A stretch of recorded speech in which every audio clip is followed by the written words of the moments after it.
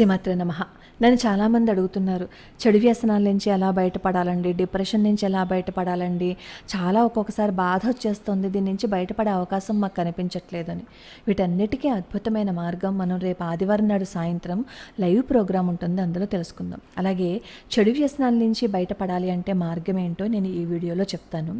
ఇవన్నీ తెలుసుకునే ముందు అసలు శబరిమల ఆలయానికి ఆడవాళ్ళు వెళ్ళకూడదు అంటారు కదా, అసలు ఎందుకు వెళ్ళకూడదు ఏంటి అనేది సైంటిఫికల్గా మనం తెలుసుకుందాం.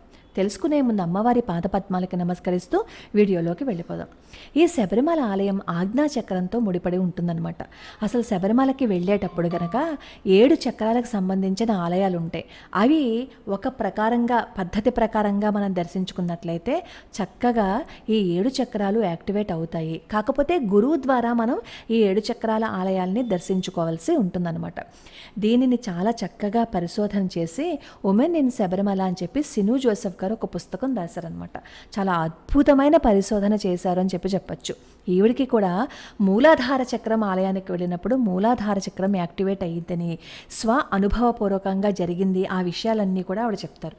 అవన్నీ మనం తర్వాత తెలుసుకుందాం. ఈరోజు శబరిమల ఆలయానికి ఆడవాళ్ళు ఎందుకు వెళ్ళకూడదంటారు, అసలు మగవాళ్ళు కూడా ఎవరు వెళ్ళకూడదు ఏంటి అనేది ఈ వీడియోలో తెలుసుకుందాం. శబరిమల అంటే అర్థం ఏంటి? శబరి కొండ అనే కదా అర్థం. కొన్ని యుగాల ముందు భక్తురాలైన శబరి ఈ కొండ మీద దీర్ఘకాలం తపస్సు చేసిందని చెప్తారు. ఆ దీర్ఘకాలం తపస్సు చేసిన ఈ కొండ మీదే అయ్యప్ప స్వామి వారు శాస్తా విగ్రహంలో లీనమైపోతారు. ఒక స్త్రీమూర్తి పేరుతో పిలువబడే ప్రదేశంలో భక్తురాలు ఎందుకు అయ్యప్ప స్వామి ఆలయానికి వెళ్ళకూడదు అంటారు? అందరికీ సహజంగా తలెత్తే ప్రశ్నే కదా. శబరిమలలో స్త్రీల ప్రవేశ నిషేధాన్ని ఎత్తివేయాలనే కేసు నడుస్తున్నప్పుడు ఏం జరిగింది అంటే, కొంతమంది న్యాయమూర్తులు ప్రతివాదన చేశారనమాట. అయ్యప్ప స్వామి ఏమో నైష్టిక బ్రహ్మచారి స్వరూపులు కాబట్టి స్త్రీల సమక్షం స్వామివారి ఆజన్మ బ్రహ్మచర్యానికి భంగపాటును కలగజేస్తుంది కాబట్టి అక్కడికి వెళ్ళకూడదు అంటారని చెప్పి వాళ్ళేమో వాదనని వినిపించారు. అసలు ఒక సాధారణ మహిళ ఎలా స్వామివారి ఆజన్మ బ్రహ్మచర్యాన్ని భంగపాటును కలిగించేలా చేస్తుందో చెప్పండి. అంటే స్వామివారిని మనతో సమానంగా మనం పరిగణించేశాం కాబట్టి అలాంటి ఆలోచన వచ్చింది. అసలు బ్రహ్మచర్యము అంటే ఏంటి? ఇంద్రియాల మీద పరిపూర్ణమైన నియంత్రణ. అదే కదా బ్రహ్మచారి యొక్క ప్రధాన లక్షణము. భావోద్వేగాలపై పూర్తి నియంత్రణ, అలాగే దృఢమైన నిశ్చలమైన వ్యక్తిత్వం, ఇవన్నీ బ్రహ్మచారి లక్షణాలు. ఇవన్నీ సాధన చేస్తే అలవాటు పడతాయి. అంతే తప్ప నియంతృత్వము అనే పదం వాడడం ఇక్కడ సరికాదు. ఆడవాళ్ళని వెళ్లకుండా చాలా అణిచివేశారు, ఇలాంటి మాటలు మాట్లాడకూడదు. అసలు ఎందుకు వెళ్ళకూడదు అనేది ముందు మనం తెలుసుకుని కదా నియంతృత్వము అని చెప్పి అనే పదాన్ని మనం వాడాలి. ఇతర విషయాలు అలాగే స్త్రీల మీద వ్యామోహం లేనప్పుడు అణిచివేత అన్న ఊసే తలెత్తదు కదా. అసలైన బ్రహ్మచారి స్వాభావికంగానే నిశ్చలంగా ఉంటాడు. ఆ నిశ్చల స్థితిని సాధించిన తర్వాత ఎవరి వల్ల దేనివల్ల వాళ్ళకి ఇబ్బంది ఉండదు, ఆకర్షణ కూడా కలగదు. భావోద్వేగాలకు అతీతమైన నిశ్చలతత్వానికి ప్రత్యేక అయ్యప్ప స్వామివారు. అయ్యప్ప స్వామివారు నికార్సైన నైష్టిక బ్రహ్మచారి. ఎవరో స్వామివారి దగ్గరికి రావటం వల్ల స్వామివారికి కాదు నష్టం. సరి అయిన నియమ నిబంధనలు పాటించకుండా స్వామివారి దగ్గరికి వెళ్తే ఎవరైతే నియమ నిబంధనలు పాటించలేదో వాళ్ళకి ఇబ్బందులు కలుగుతాయి. అసలు స్వామివారిని దర్శనం చేసుకోవాలి అంటే ఏం చెప్తారు? 41 రోజుల వ్రతదీక్ష చేయమని చెప్తారు. ఆ 41 రోజుల వ్రతదీక్ష ఏంటి? బ్రహ్మచర్యం పాటించాలి, కఠోరమైన నియమనిష్టలు పాటించాలి. ఈ బ్రహ్మచర్యం పాటించకుండా ఉన్న పురుషులను కూడా ఈ 18 మెట్ల ద్వారా ఎక్కి స్వామివారిని దర్శించుకోవటానికి అర్హత లేదనే చెప్తారు.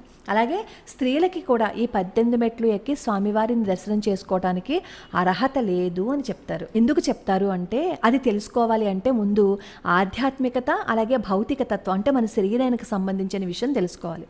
ఆధ్యాత్మికంగా ఎదుగుతున్నప్పుడు మన శరీరంలో కొన్ని మార్పులు సంభవిస్తూ ఉంటాయి కదా. అంటే చాలా కంట్రోల్గా ఉంటాం మనం.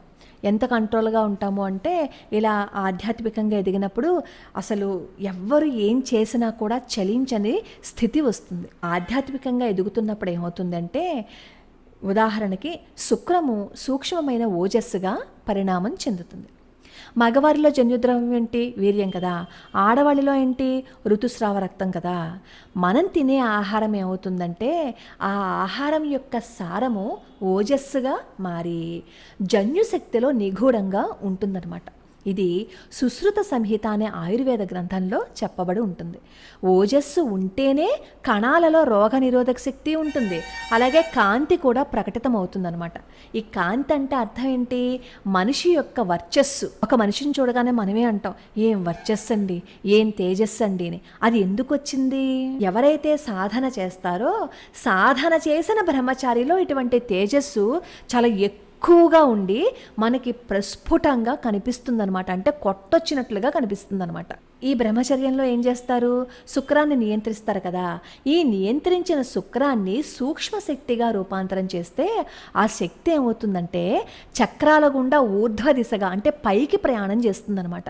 ఈ ప్రక్రియ బ్రహ్మచర్య సాధనలో ఒక ముఖ్యమైన భాగం. కాబట్టి ఆధ్యాత్మిక అనుభూతిని పూర్తిగా పొందాలి అంటే మగవాళ్ళు తప్పక పాటించవలసిందేంటి? సంభోగానికి దూరంగా ఉండడము, స్ఖలన స్రావాన్ని నిరోధించటము అన్నమాట. పునరుత్పత్తి వయసులో ఉన్న స్త్రీలకు ఋతుస్రావ సమయంలో బీజము అసంకల్పితంగా విడుదలవుతుంది. అది స్త్రీలలో జరుగుతుంది. అయితే ఈ పురుషుల్లో వీర్య నిరోధము అనే ప్రక్రియ, స్త్రీలలో ఋతుస్రావం యొక్క నిరోధము రెండు సమానమైనవే. అంటే వాళ్ళు ఎలా అయితే నిరోధిస్తారో ఆడవాళ్ళలో కూడా ఋతుస్రావం నిరోధించడము ఈ రెండు ఒకటే. అయితే ఇది సాధనా పద్ధతి ద్వారా చాలా అరుదుగా నేర్పుతారనమాట. తంత్ర సాధకులు నేర్పుతారు. ప్రతి నెల బహిష్టు సమయంలో ప్రాణశక్తి వృధా కాకుండా పదిలిపరుచుకుని వాళ్ళ యొక్క లైంగిక శక్తులను రూపాంతరం చేసి భద్రపరిచే మార్గాలని తంత్ర సాధకులు నేర్పుతారు.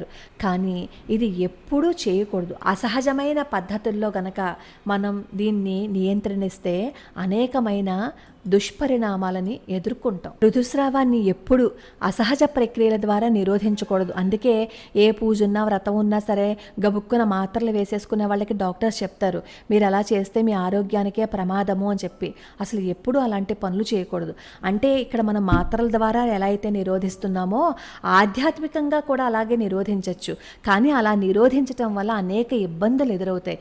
అందరికీ అలా నిరోధించే పద్ధతులని సాధకులు నేర్పించకూడదు. ఆ ప్రక్రియలు చాలా కష్టంగా ఉంటాయి. కొన్ని ప్రత్యేకమైన స్థితుల్లో మాత్రమే అలాంటివి నేర్చుకోవాలన్నమాట. ఇలాంటి సాధన ఎలా ఉంటుంది అంటే నిప్పుతో చెలగాటం లాంటిదన్నమాట. ఇలాంటి సాధనలు గురువు లేకుండా మన ఇష్టం వచ్చినట్లు ఏదో సాధించేద్దాం, కుండలిని జాగృతం చేసేసుకుందామని గనక చేస్తే మొత్తానికి మనకి ప్రాణానికే ప్రమాదం. ఒక్కొక్కసారి పిచ్చి వాళ్ళు అయిపోతూ ఉంటారనమాట. అందుకని ఇలాంటివి మనం చేయకుండా దూరంగా ఉండి, ఇలాంటి సాధన చేయటానికి మన వాళ్ళకి అందరికీ కష్టంగా ఉంటుంది కాబట్టే 41 రోజుల దీక్ష అనేది పెట్టారు. ఈ 41 రోజులు వ్రత సమయంలో నియమనిష్ఠులు పాటించాలన్న ఆంక్షలు శబరిమల ఆలయం రూపొందించింది. ఎందుకంటే అయ్యప్ప స్వామి భక్తులకు ఆధ్యాత్మిక వికాసాన్ని ఆస్వాదించడానికి అవకాశం కల్పించాలనే ఉద్దేశంతో ఈ 41 రోజుల వ్రత దీక్ష అనేది చెప్పారనమాట. ఈ 41 రోజుల వ్రత దీక్షలోనూ ఖచ్చితంగా లైంగిక శక్తి మానవ బీజం యొక్క నియంత్రణ ఉండి తీరాలన్నమాట. మరి ఇదే గనక ఈ 41 రోజులు ఆడవాళ్ళు గనక చేస్తే ఏం జరుగుతుంది? వాళ్ళు సంతానోత్పత్తి వయసులో ఉంటారు కదా, ఆ స్త్రీలు గనక నియమాలన్నింటినీ పాటిస్తే వాళ్ళ ఋతుక్రమం బలవంతంగా ఆపడం జరుగుతుంది. అది వాళ్ళ ఋతుక్రమము పునరుత్పత్తి మీద తీవ్రమైన ప్రభావాన్ని చూపిస్తుంది. వాళ్ళ ఆరోగ్యానికి మంచిది కాదు. కాబట్టి ఈ శబరిమల ఈ 41 రోజుల దీక్ష ఏదైతే ఉందో అది ఈ మెన్సెస్ వచ్చే స్త్రీలని వేసుకోకూడదు అని చెప్పారు. ఈ శబరిమల ఆలయం ఆజ్ఞాచక్రంతో ముడిపడి ఉంటుంది. మనస్సుకి బుద్ధికి ఆదేశాలు ఇచ్చే కేంద్రం అన్నమాట ఈ ఆజ్ఞాచక్రం. పైనుంచి గురువాజ్ఞ అక్కడికి ప్రసారం అవుతుంది. ఈ చక్రంపై నియంత్రణ సాధించటం అంటే బ్రహ్మచారిలా పరివర్తన చెందటం అనమాట. బ్రహ్మచర్యాన్ని ఎవరైతే పాటిస్తూ ఉంటారో వాళ్ళకి ఆజ్ఞాచక్రం యాక్టివేట్ అయ్యి ఉంటుందన్నమాట. అలా ఆజ్ఞాచక్రం గనక యాక్టివేట్ అయితే వాళ్ళ దగ్గరికి ఎంతోమంది జనాలు ఆకర్షణ చెందుతూ ఉంటారు. తండోపతండాలుగా అక్కడికి వస్తూ ఉంటారు. అయితే ఈ ఆజ్ఞాచక్రం ఏమవుతుంది అంటే కొంతమందిలో నెగిటివ్గా ఉంటుంది, కొంతమంది పాజిటివ్గా ఉంటుందన్నమాట. ఈ నెగిటివ్ అంటే ఏంటి, పాజిటివ్ అంటే ఏంటి అనేది మనం రేపు లైవ్ ప్రోగ్రాంలో ఏర్పాటు చేసుకుంటున్నాం కదా, అక్కడ తెలుసుకుందాం. అయితే ఈ చక్ర అధిష్టాన దేవత అంటే ఆజ్ఞా చక్రానికి అధిష్టాన దేవత ఎవరు అంటే హాకిని అనమాట. ఆవిడికి 6 ముఖాలు ఉంటాయి. చిత్తశుద్ధి, వరప్రదాయిని, అలాగే భయహారిణి, వరాలనిస్తుంది, చిత్తాన్ని శుద్ధి చేస్తుంది, భయాన్ని హరిస్తుంది అనమాట. ఇక్కడ హంస రూపంలో పరమేశ్వరుడు అధిష్ఠించి ఉంటారు. ఒక్కొక్క చక్రానికి ఒక స్త్రీ దేవత, ఒక పురుష దేవత కూడా ఉంటారనమాట. అవన్నీ మనం తర్వాత తెలుసుకుందాం. అయితే ఇక్కడ పరమేశ్వరుడు అమ్మవారితో ఐక్యమై ఉంటాడనమాట. ఎడ, పింగళ, సుషుమ్న అనే ఈ 3 నాడులు కలిసి పైకి పురోగమిస్తాయి. నివృత్తి మార్గంలో ఆధ్యాత్మిక కాంక్ష, కోరికలను అధిగమించి విశ్వంతో మమైకం చెందే ప్రాంతం ఏదైతే ఉందో అది ఎడా, పింగళ, సుషుమ్న 3 నాడులు కలిసే ప్రదేశం అన్నమాట. అయ్యప్ప భక్తులు ఇన్ని నియమాలను సక్రమంగా అనుసరించి షట్చక్ర ఆలయాల ద్వారా కుండలిని జాగరణ పొందితే శబరిమల గుడిలో వాళ్ళు స్వామివారితో వాళ్ళు అంతిమ కలయికను పొందొచ్చు అని చెప్తారు. కానీ దానికి ఎన్నో నియమాలు పాటించాలన్నమాట. అవన్నీ కష్టం కాబట్టే ఈ 41 రోజుల దీక్ష అని చెప్పారు. కానీ ఆ 41 రోజుల దీక్షలోనూ ఏం చేస్తారు అంటే అనవసరమైనవి చూస్తూ ఉంటారు, అనవసరమైన చోట తింటూ ఉంటారు, అన్ని పనులు చేస్తూ ఉంటారు. అన్నీ చేసేస్తూ ఉన్నప్పుడు మాల వేసుకున్న ఉపయోగం ఏముంది చెప్పండి? ఇన్ని నియమాలు పాటిస్తే అయ్యప్ప స్వామితో మనం లీనమైనట్లే అని చెప్పి చెప్తారనమాట. అయితే కుండలిని జాగరణ, ఆజ్ఞాచక్ర ప్రేరేపణ పురుషులలో ఒకలా ఉంటుంది, స్త్రీలలో ఒకలా ఉంటుంది. ఆజ్ఞాచక్రము పిట్యూటరీ గ్లాండ్ మీద పనిచేస్తుందనమాట. ఈ పిట్యూటరీ గ్రంథి ఏం చేస్తుందంటే స్త్రీ పురుష పునరుత్పత్తిలో ముఖ్యమైన పాత్రని పోషిస్తుంది. అది లూటినైజింగ్ హార్మోన్ అలాగే ఫోలికల్ స్టిమ్యులేటింగ్ హార్మోన్ అనే 2 హార్మోన్లని ఉత్పత్తి చేస్తుంది ఈ పిట్యూటరీ గ్లాండ్. ఆజ్ఞాచక్రం ఎప్పుడైతే జాగృతం అయిపోతుందో అలా జాగృత అయిన ఆజ్ఞాచక్రం వల్ల ఈ పిట్యూటరీ గ్రంథి ఉంది కదా అది చురుగ్గా పనిచేస్తుంది. అది ఎప్పుడైతే చురుగ్గా పనిచేస్తుందో టెస్టోస్టెరాన్ ఉత్పత్తి చాలా సజావుగా జరుగుతుందన్నమాట.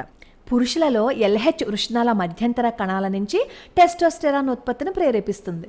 ఇది పురుషులలో సమస్య కాదు. స్త్రీలలో టెస్టోస్టెరాన్ ఎముకల బలానికి మరియు సంతానోత్పత్తికి అవసరమైన లైంగిక లిబిడోని పెంచడానికి ముఖ్యమైనదన్నమాట. అయితే స్త్రీలకి కూడా టెస్టోస్టెరాన్ అవసరమే, కానీ ఎక్కువ మోతాదులో ఉండడం మాత్రం మంచిది కాదు. ఈ టెస్టోస్టెరాన్ అండోత్సర్గ సమయంలో మాత్రమే పెరుగుతుంది. టెస్టోస్టెరాను అలాగే ఇతర ఎడ్రినల్ హార్మోనల్ నుంచి స్త్రీ హార్మోను ఈస్ట్రోజన్ తయారవుతుందన్నమాట. అంటే టెస్టోస్టెరాన్ తగినంతగా లేకపోతే స్త్రీ శరీరాలు ఈస్ట్రోజన్ను తయారు చేయలేవు. అంటే అండోత్సర్గము, బహిష్టు ఇవన్నీ దేని వల్ల జరుగుతాయి? ఈస్ట్రోజన్ వల్ల కలుగుతాయి. అందుకే చూడండి పోస్ట్ పోన్ ట్యాబ్లెట్లు ఇచ్చిన ఎవరికైనా ఎక్కువగా రక్తస్రావం జరుగుతున్నా ఈ ఈస్ట్రోజన్, ప్రొజెస్ట్రాన్ ఇలాంటి హార్మోనల్ ట్యాబ్లెట్స్ ఇస్తారు. ఎందుకంటే మనకి ఏదైతే తక్కువైందో దాన్ని బ్యాలెన్సింగ్ చేయటం కోసమే ఇస్తూ ఉంటారు. అందుకే హార్మోనల్ ట్యాబ్లెట్స్ ఎక్కువ వాడితే అది వాళ్ళ యొక్క గర్భం మీద పనిచేస్తుంది. డాక్టర్ యొక్క అనుమతి లేకుండా ఇవన్నీ వాడకూడదని చెప్పే కారణం ఇదనమాట. శబరిమల వంటి ప్రదేశాలు ప్రధానంగా ఆజ్ఞాచక్రం మీద పనిచేస్తాయి. స్త్రీలకి స్వాధిష్టానము అలాగే మూలాధారం కూడా సరిగ్గా చురుకుగా లేకుండా ఆజ్ఞాచక్రం మాత్రమే శక్తివంతమైతే ఏం జరుగుతుందంటే ఈ అండాశయాలు రాను రాను బలహీనపడిపోయి చివరికి పనిచేయటం మానేస్తాయి అన్నమాట. అలా పనిచేయటం మానేస్తే టెస్టోస్టెరాన్ను స్త్రీ హార్మోనులుగా మార్చలేవు. అంటే అండాశయాల ద్వారా తగినంత ఈస్ట్రోజన్ ఉత్పత్తి అవ్వదన్నమాట. ఒక్కోసారి అయితే పూర్తిగా ఉత్పత్తి అవ్వదు, టెస్టోస్టెరాన్ మాత్రం అదనంగా ఉండిపోతుంది. టెస్టోస్టెరాన్ పెరుగుదల వల్ల పురుషులకి పెద్దగా హాని కలగదు, కానీ స్త్రీ శరీరంలో మాత్రం టెస్టోస్టెరాన్ కొంచెమైనా పెరిగితే సాధారణ ఋతుస్రావం ఆగిపోతుందన్నమాట. అండోత్సర్గం జరగదు. ఋతుచక్రంలో అండాశయాల నుంచి వచ్చే ఫీడ్బ్యాక్ లూప్ ఏదైతే ఉందో ఆ ఫీడ్బ్యాక్ లూప్ వల్ల పిట్యూటరీ గ్రంథి నుంచి హార్మోన్ల విడుదల ప్రభావితం అవుతుంది. ఒకవేళ ఈ అండాశయాలు పనిచేయకపోతే ఇటువంటి ఫీడ్బ్యాక్ లూప్ ఆగిపోతుందన్నమాట. అలా ఆగిపోతే ఏమవుతుందంటే ఈ పిట్యూటరీ అదనపు LHని తద్వారా అదనపు టెస్టోస్టెరాన్ని ఉత్పత్తి చేస్తుంది. స్త్రీలలో టెస్టోస్టెరాన్ అధికంగా ఉంది అని అనుకోండి, ముఖం మీద వెంట్రుకలు వస్తాయి, పురుష స్వరాన్ని పోలిన స్వరం ఉంటుంది. కొన్ని సందర్భాల్లో ఏమవుతుందంటే పాలిసిస్టిక్ ఓవేరియన్ సిమ్టమ్స్ వస్తూ ఉంటాయి అన్నమాట. పీసీఓడి, పీసీఓఎస్ అని చెప్తూ ఉంటారు కదా, ఇలాంటి రుగ్మతలు తలెత్తుతాయి. అందువల్ల సంతానోత్పత్తి ఆగిపోయే అవకాశం ఉంది. శరీరంలో కొన్ని నిర్దిష్ట దోషాలు జీర్ణక్రియ అలాగే విసర్జన వంటి ప్రక్రియలను ప్రభావితం చేస్తాయి. చురుకైన ఆజ్ఞాచక్రం ఏం చేస్తుంది అంటే అంతర్గత దోషాలని, అవి పనిచేసే తీరును కూడా మారుస్తుంది. అందుకే ఆధ్యాత్మిక మార్గంలో ఉండేవాళ్ళు కఠినమైన ఆహార నియమాలు పాటించాలి అని చెప్తారు. లేదు అంటే వాళ్ళ జీర్ణక్రియ, విసర్జనలో ఇబ్బందులు తలెత్తుతాయి. స్త్రీలలో అపాన వాయువు ఋతు రక్తాన్ని కిందకి మరియు బయటికి ప్రవహించేలా చేస్తుంది. చురుకైన ఆజ్ఞాచక్రం ఉన్న స్త్రీలకు అపానవాయువు మార్పు చెందుతుంది. దీనివల్ల ఏమవుతుంది అంటే ఋతుస్రావంలో ఇబ్బంది ఏర్పడుతుంది. అంతేకాదు, ఈ చక్ర ప్రభావంతో సూక్ష్మ శరీర శక్తులలో కాలక్రమేణా కొన్ని మార్పులు కూడా వస్తాయి. అందువల్ల ఈ అపానవాయువు ఏమవుతుంది, తిరోగమనం జరుగుతుంది అనమాట. దాని దిశ తిరోగమనంలో జరుగుతుంది. అలా జరిగితే ఏమవుతుంది, ఎండోమెట్రియాసిస్ వంటి జబ్బులు వస్తాయి. అంటే ఋతురక్తం శరీరంలో కిందకి పారకుండా పైకి ప్రవహిస్తూ ఉంటుందన్నమాట. అందుకే శబరిమల ప్రవేశానికి ఋతుక్రమంలో ఉన్న మహిళలపై ఆంక్షలు విధించారు అని చెప్పి సిను జోసెఫ్ తన పరిశోధనలో చెప్పారు. ఇందాక మనం స్వాధిష్టానము మూలాధార చక్రం గురించి చెప్పుకున్నాం కదా. ఈ స్వాధిష్టానం చక్రం గనక సరిగ్గా లేకపోతే ఈ చెడు వ్యసనాలకి లోనైపోవటము, చెడు కోరికలకి లోనైపోవటము అవి జరుగుతూ ఉంటాయి అన్నమాట. ఈ స్వాధిష్టాన చక్రాన్ని ఎప్పుడైతే మనం కరెక్ట్ చేస్తామో అప్పుడు ఎవరికైనా సరే చెడు వ్యసనాలు ఉంటే దాని నుంచి బయటపడిపోతారు. అలాగే డిప్రెషన్ నుంచి బయటపడాలి అంటే ఏ చక్రం యాక్టివేట్ అయితే బాగుంటుంది, ఇవన్నీ కూడా మనం రేపొద్దున లైవ్లో తెలుసుకుందాం. అంటే ఇప్పుడు ఎందుకు ఆడవాళ్ళని వెళ్ళొద్దన్నారు, అలాగే బ్రహ్మచర్యం పాటించిన వాళ్ళని కూడా ఈ 18 మెట్ల ద్వారా ఎందుకు వెళ్ళొద్దన్నారు అంటే ఆజ్ఞాచక్రంతో ముడిపడి ఉంది కాబట్టి శబరిమల ఆలయం. ఆజ్ఞాచక్రం యొక్క చురుకుతనం ఎక్కువైపోతే స్త్రీలలోనూ పురుషుల్లోనూ ఏం జరుగుతుంది అనేది మనకి తెలుసు. కాబట్టి అనవసరంగా మనం పెద్దవాళ్ళు చెప్పిన దాన్ని కొట్టి పారేయకుండా వాళ్ళు ఏం చెప్పారో దాన్ని విన్నాము అని అనుకోండి, మన ఆరోగ్యము బాగుంటుంది, మనం కూడా బాగుంటాం. లోకా సమస్తా సుఖినో భవంతు, సర్వే జనా సుఖినో భవంతు.